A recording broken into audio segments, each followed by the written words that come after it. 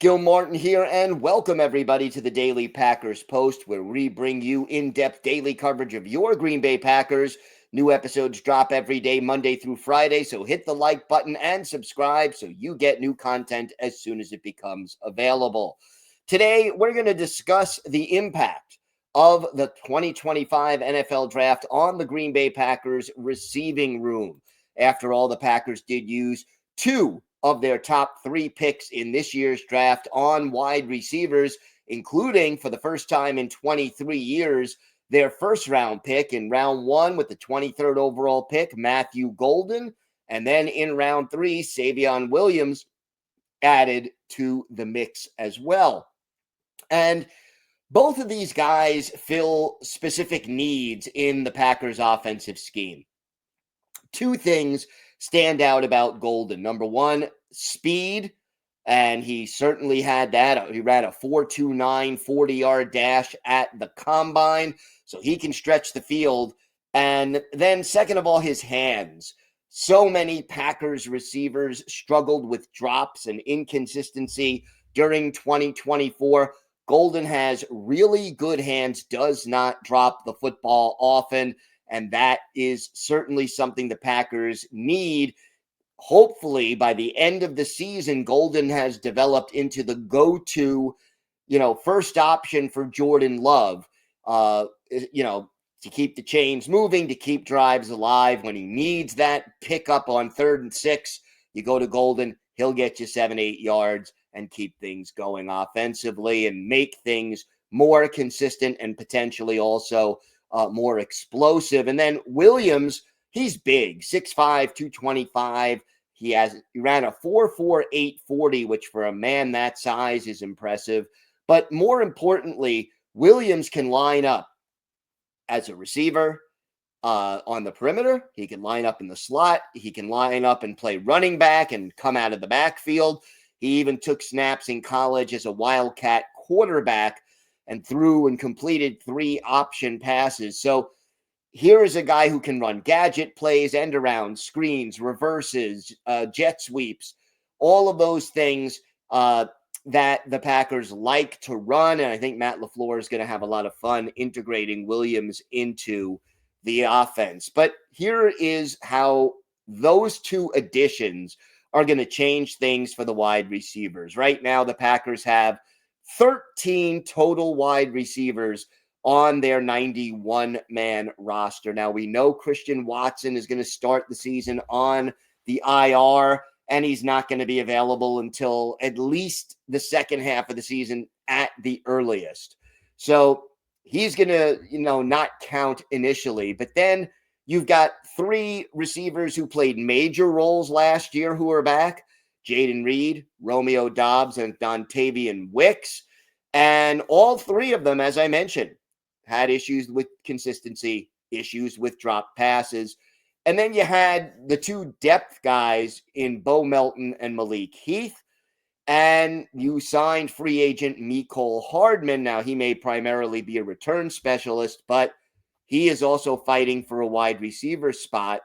And you have some other players on the roster in Julian Hicks, Cornelius Johnson, Tulu Griffin, and Julian Fleming. They have to be considered long shots to make the roster. But here's the deal. If the Packers keep 6 wide receivers, and you have Reed, Doubs, and Wicks as 3, and then your 2 high draft picks making 4 and 5, are all the other players that we mentioned, Melton, Heath, Hardman, Hicks, Johnson, Griffin, and Fleming, battling for 1 roster spot, maybe 2 if Hardman sticks as strictly a return specialist?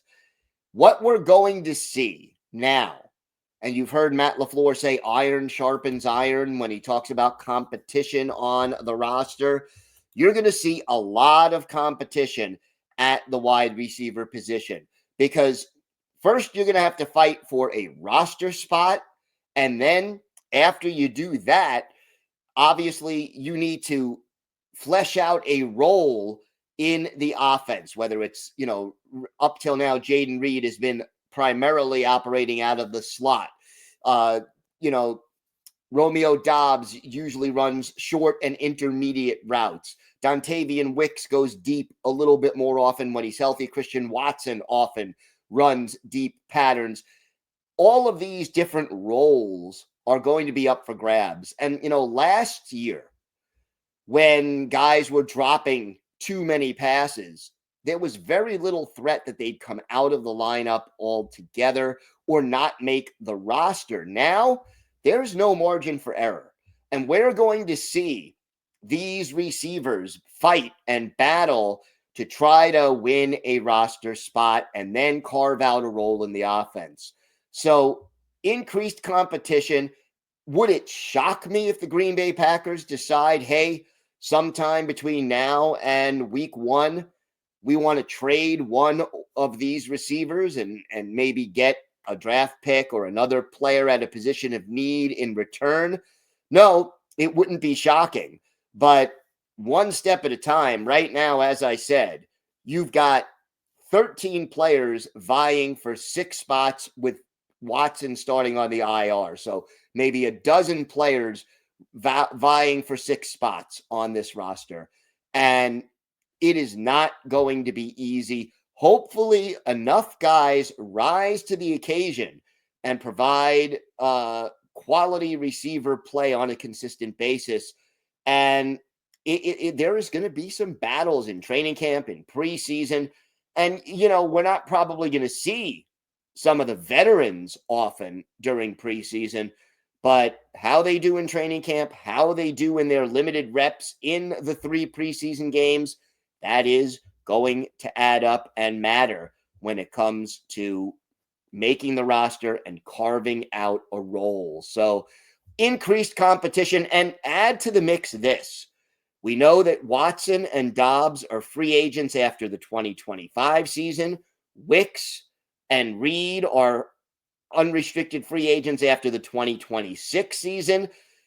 What the Packers did in many ways is get an insurance policy that, if they don't have the cap space or the desire to keep all 4 of those young receivers and give them a second contract, you've got 2 guys now. And if you want to add more players in next year's draft, that's always an option, who are ready to step in and make it so that you're not hurting the team as much by moving on from whoever it is you choose to move on from. So positions and playing time and roster spots at stake this year. And in the long term, you have futures with the team at stake as well. Don't forget to check out our website at thepackerspost.com. We have articles dropping every day, Monday through Saturday, giving you in-depth coverage of the Packers. Thank you for watching today's episode of the Daily Packers Post. Hit the like button and subscribe so you never miss an episode. Have a great day, everybody. And of course, go Pack Go.